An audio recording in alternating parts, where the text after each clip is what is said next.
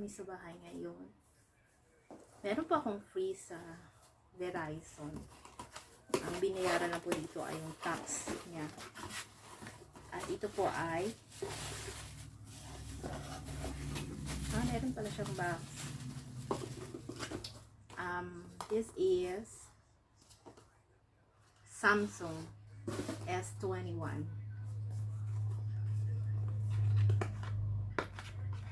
May box pala siya, pero hindi na siya yung box ng Samsung. Kasi used na, parang used na ata ang binibigay nila. Pero very good quality pa. So, pinapagamit nila sa mga user ng Verizon na matagal na sa kanila. So, ang babayaran mo lang ay yung tax ng pag-ship. Yan. Okay. So, may card dito. Okay pa siya. Bago pa siya. Nakaano pa siya. Ha? Di, mauma ng number. Itong 0067.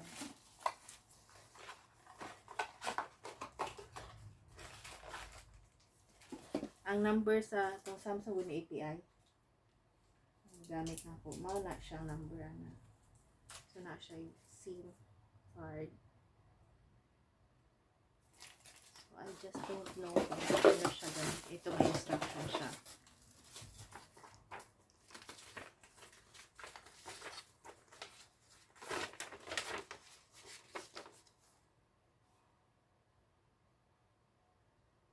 Pero may price siya na $699. Pero hindi siya babayaran. Ha? Ang gibayaran lang is upgrade fee, tax $35 ug $16. Kung mawala guro na.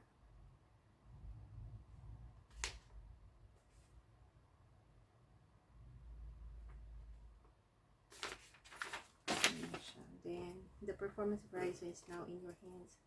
Our back up your old phone, moving your photos, contacts, set up your new, turn on your new phone and follow the on-screen instruction. Be sure to use SIM provided by pre-installed in your SIM card. So, paano ba makuha ang SIM card?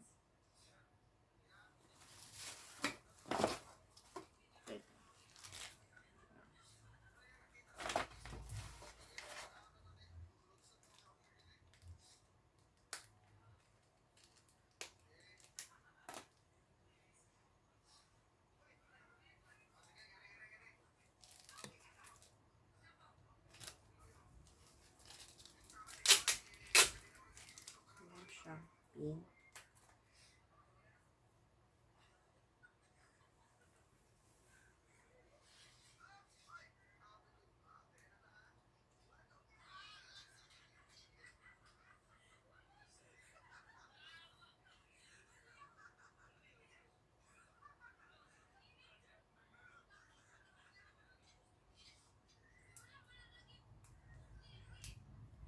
Micro po yung micro yung SIM niya.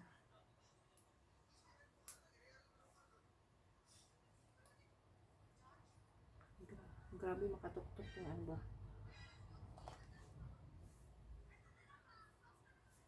So, andyan siya, initialization.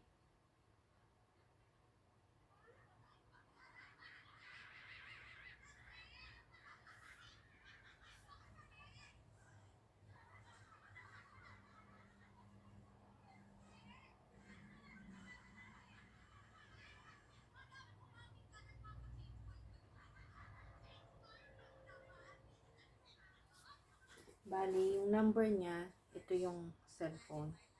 Ito yung yung number na sa bank, sa Truist Bank, ganyan. So, dahil mabagal siya, nag-refer ako kung pwede maka-avail ng free. Ito yung free.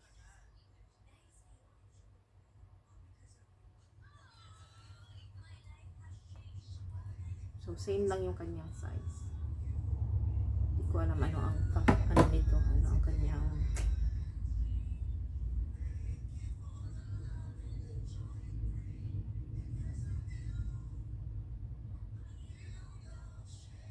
so, nag-initialize pa siya.